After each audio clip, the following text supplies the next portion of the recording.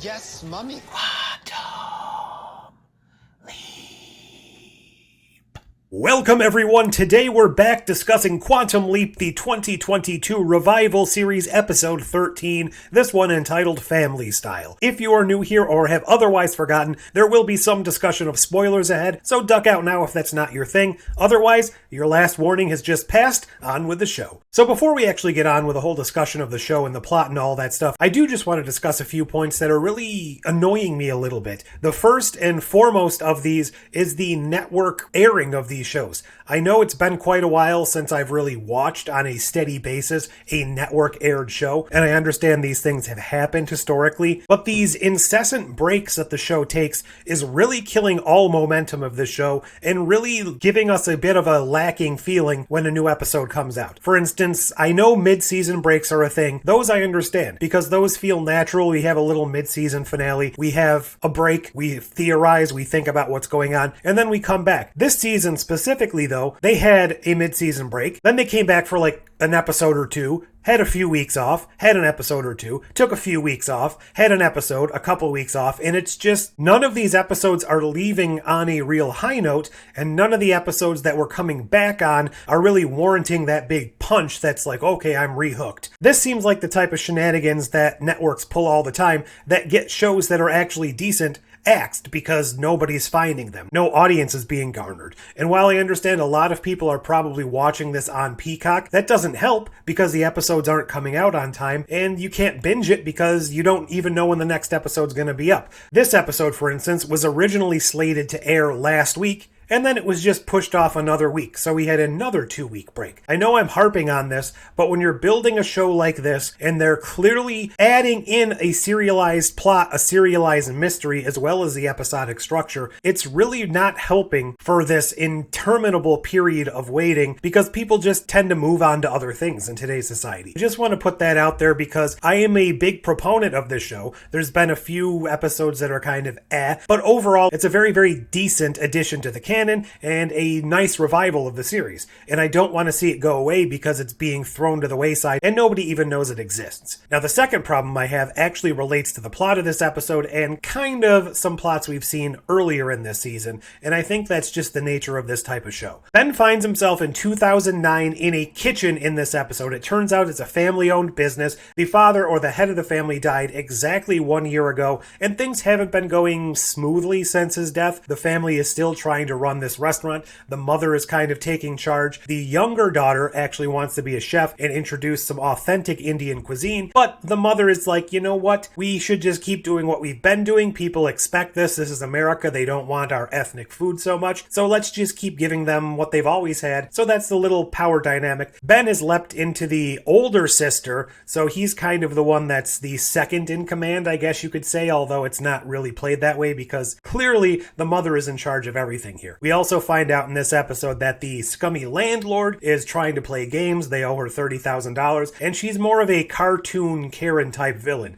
She's clearly racist. She has a goon with a gun. She's trying to extort them. We find out that in the original timeline, she actually committed some sort of insurance fraud. She burned down the business and then collected the money, and then a little later, I think a couple years, she was caught. So she's not a great person. There's no reason to think she was a good person in this episode. My main problem with this plot isn't the plot itself. I actually really enjoyed the storyline. This is the type of story that I feel like the original Quantum Leap did so well. It's a nice family-grounded story with a little bit of cartoonish elements, like I said, with the over-the-top Karen-type landlord. But all that aside, it was really kind of getting a family into the right space, reconnecting the family, bringing them all together, putting everyone on the right path. That is the type of stuff that the original Quantum Leap did so well. That's the type of storyline I like to see. What was a little to me was most of the first half of the story was literally just plot dump. It was the characters explaining things to each other because Ben is leaping into this new situation that really didn't need to be discussed that way. They're doing that trope in television shows and or movies where the character sits down and says, as you know, know, and then proceeds to give them a 2-minute speech on the history of that's going on that of course the character knows. There's no reason for this to be reiterated to the character, and it just feels a little lazy. I understand they need to cram in as much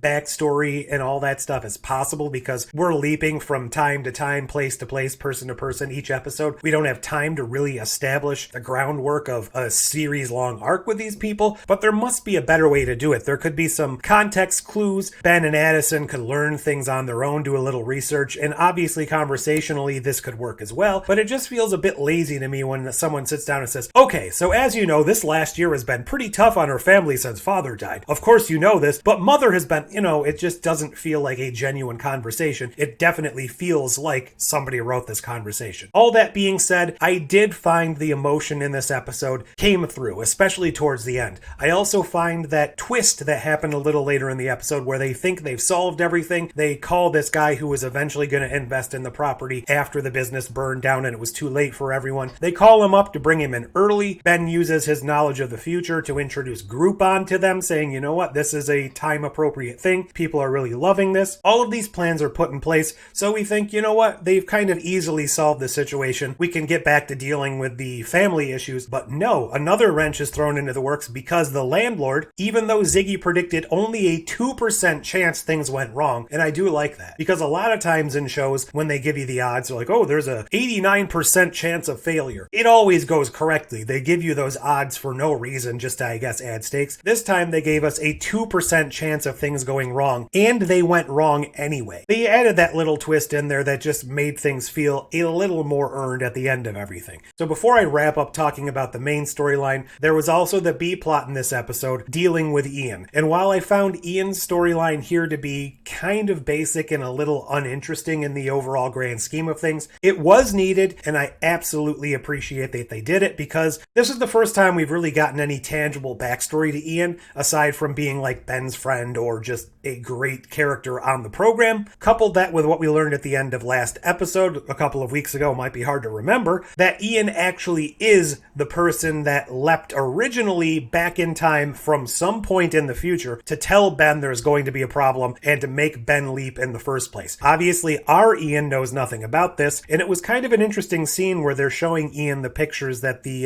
barista drew at the end of last episode of having Ian inside the head. That whole kind of, not sure how that works, but apparently once you're leapt into, you could see the face of the person who is inside of you. That's how Magic described it happening when Sam was in him, and that's what happened to the barista when Ian was inside. Are we actually going to get to that point in the storyline? Because they made a point to reference here that the pictures of Ian looked significantly older than the current day version of Ian. Now granted, I didn't necessarily pick up on that. The drawings didn't necessarily look that different to me, but they're making a point of saying that in the show. And how quickly could Ian age from the current present day version into this older version? You don't age that quickly, so I can't imagine this would be 1 year or 2 years, 3 years down the road, assuming the show lasts that long. So are we going to see a time jump to a 2032 in some season or something like that in order to get the impetus of this whole situation? Oh, well, before I get to the next point, so Ian meets with his ex-partner, I suppose. I don't know if they were just dating or what happened there, but apparently by joining the Quantum Leap program, Ian put all of it into the program, detrimental to everything in their personal life, so this relationship broke up. Apparently Ian was dating Lena Luthor. They had a kind of awkward meeting, but I think it was supposed to be that way. And this was, while not the most interesting part of the story, I think some much needed backstory to Ian. For some reason, Janice was completely absent from the story.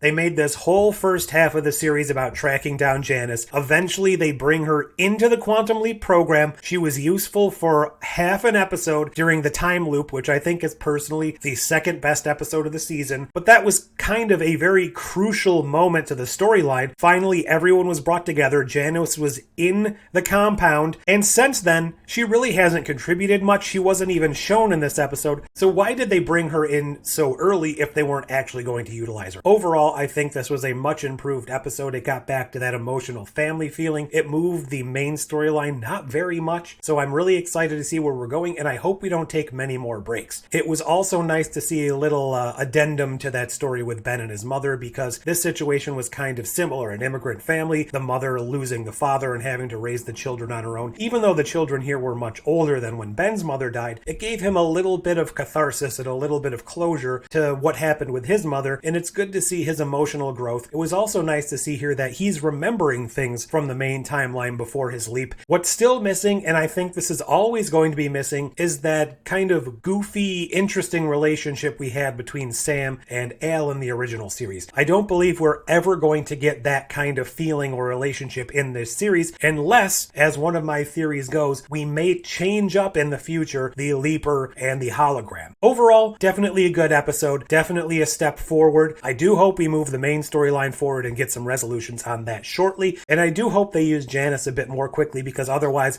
why was she even introduced in the first place? Also, this episode directed by Ziggy. Why aren't we getting more voiced Ziggy in the series? There has to be an explanation for that. I think it might have to do with some sort of dampening her powers because they didn't want the AI to become too self-aware or something. I don't know what's really going on there, but let me know what you think. Did you like this episode? Are you still watching the show? What do you think of all these breaks? Leave all your thoughts below. While you're down there, do a like, do a share, do a subscribe, do a notification bell, whatever you want to do. But until next time,